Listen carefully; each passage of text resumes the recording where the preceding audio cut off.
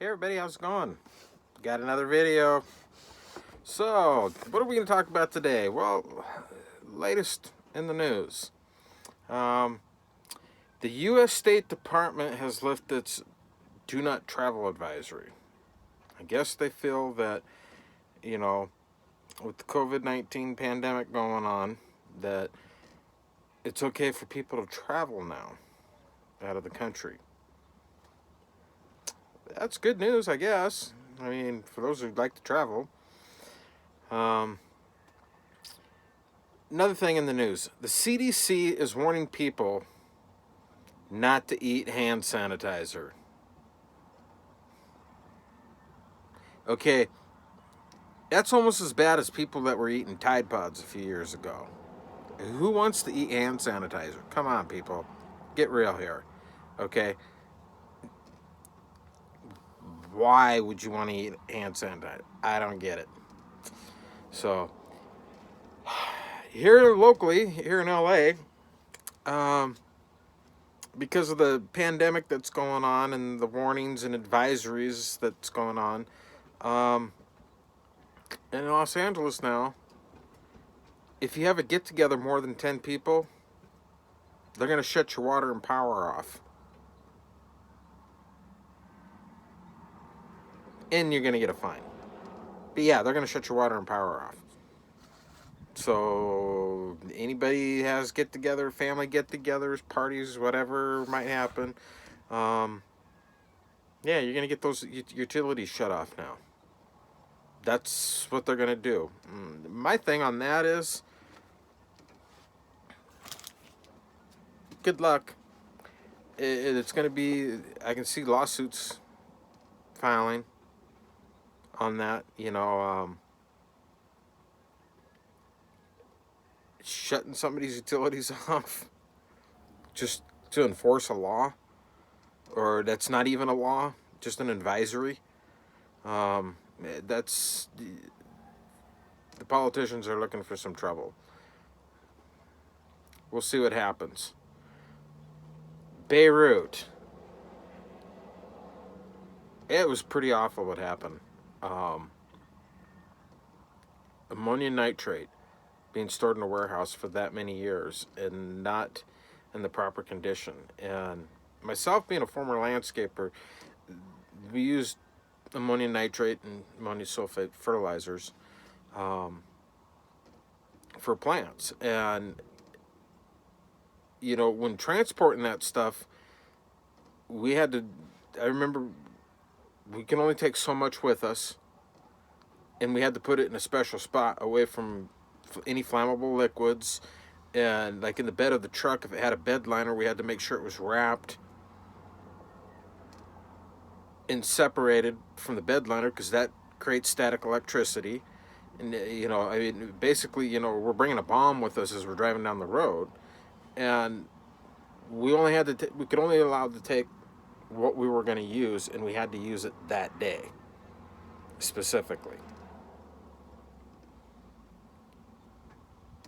Get it spread out on the ground, turn the water on to get the stuff to dissipate and stuff and everything, because of what it is. And those of us here in the States remember Oklahoma City bombing, what happened, and what happened in Beirut. And if anybody has looked up before and after pictures of the harbor,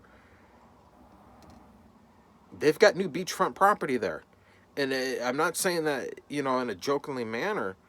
It literally blew the harbor up and made a crater that's filled in with water now. I mean, a big chunk of land is gone, as well as half the city's blown up and destroyed. And these poor people over in Lebanon, I mean, they've been getting picked on by all the countries over there for years. And they're in dire straits with this pandemic, and their economy's bad, everything, and now they've got to deal with this. And it's like, myself personally, my prayers go out to those people over there, and I wish them the best to rebuild. And that's all I got to say about Beirut. Sad, really sad, actually. Washington State governor's race.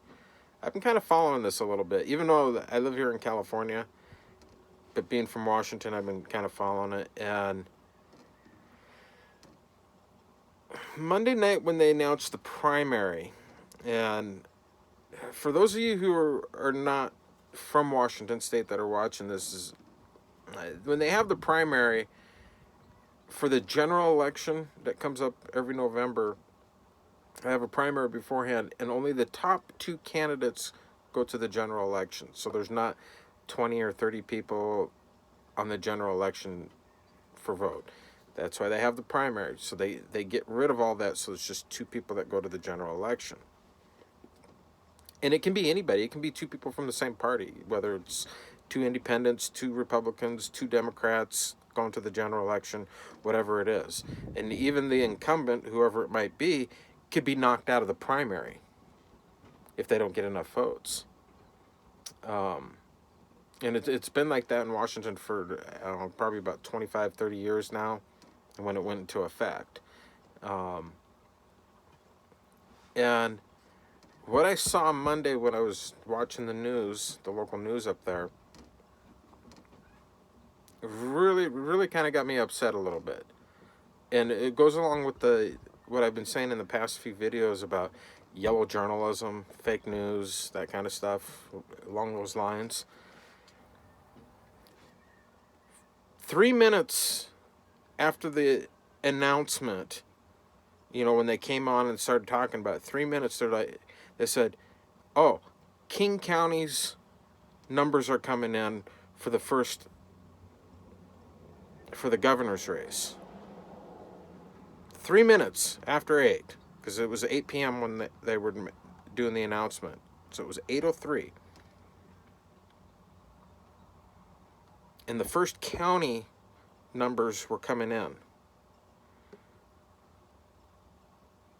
They showed the numbers, which was the governor having the highest. He had 70%. And then another guy from Eastern Washington, who's a police officer, he had like 17% or something like that. And they're like, okay, those 2 are going to the primary. Or to the general election. They're going to the general election, okay? It's those 2. Everybody else is kicked out. And I'm sitting there thinking, they just counted 1 county. They just showed the numbers to 1 county. Yes, it is the most populated county in the entire state. But they just showed the numbers for that county and made the decision. Not even 5 minutes after 8 o'clock when they were having the whole entire thing.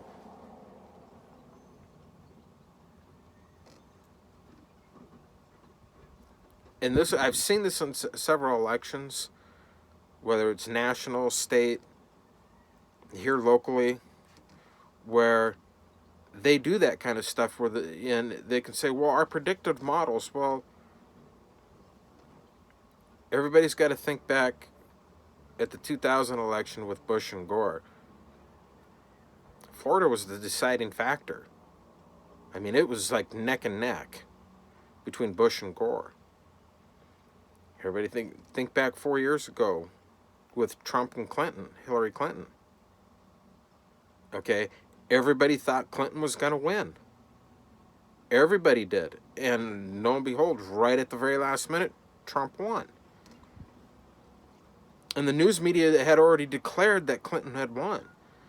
The news media had already won that Gore had won. So this is where the media needs to stop doing that kind of stuff and wait until all the votes, even if you know who it's going to be, if they're over a certain percentage, it's like, yeah, this person's got it.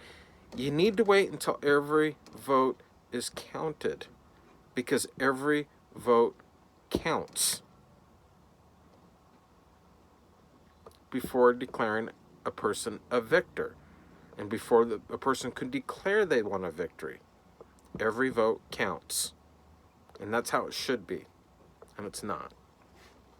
Kind of got me a little upset on that. Seattle Police Department, another thing up in Washington. A few weeks ago, the city council says we're going to defund it 50%. Well, anybody who knows anything about businesses, government, how everything's run, 75% of the budget goes to payroll. So if you're taking 50% of that away, now they're barely going to have enough money to put gas in their patrol cars, let alone they got to get rid of officers. Barely enough money to keep the lights on. And the city council, when they sat down and started looking at the numbers and the figures and stuff and realizing, this is what we want, but we want to do it with this numbers, and they realized that they can't do it. Then they also realized that the union, the Seattle's police union, the guild, when they signed a contract, it's a legal document. And those who are union employees know this. When you sign, especially with a government agency, it is a legal binding document, and it has to stay within the contract. So if Seattle PD's union signed a contract, say last year, and it's a 5-year contract, nothing can be changed in that contract for the next 4 years. Even if they cut the budget, they still can't do it. And I know this, being a former Snohomish County employee, we did something like this with our contract. And when the 2008 economy, when the big recession happened in 2008, the county couldn't lay anybody off. And that was the first thing the county council was going to do, but the union said, no, it's right here in the contract. There'll be no layoffs through the duration of the contract. So the council had to get creative and figure out ways to save money, because they couldn't get rid of anybody, because it was a legal binding document. And the Seattle City Council started looking at all this stuff and realizing it's like, okay, we can't do this, we can't do that, but we can do this, and we can do this to start off. And that Sawant gal from the city council, she started screaming at everybody from the council saying, you guys are, all that kind of stuff. And my thought is on her, well, first of all, she's socialist. And so anybody knows anything about a socialist, socialism is just another word for communism. She's communist. She's an immigrant. Even though she's been naturalized as a citizen, she's still an immigrant from a communist country. And she's a communist party. And she's sitting on a city council thing. And she's screaming and yelling at everybody about it. And my whole thought to that is, she needs to back off and sit and look at the reality, not what she wants. I mean, she wants to get rid of Amazon.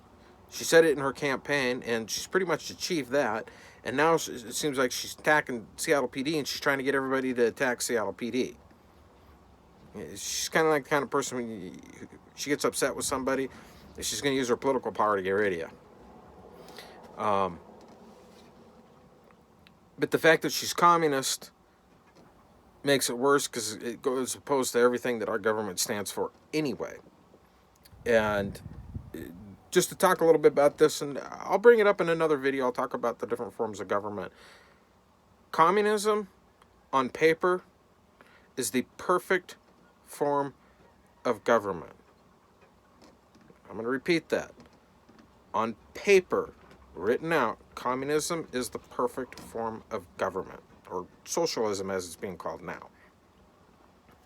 The problem is, you have imperfect people trying to run a model of something that's written a perfect form. It doesn't happen. The Soviet Union's a good example. It collapsed after 70-some years. The Chinese government is communist. And they became a communist several decades after the Soviet Union.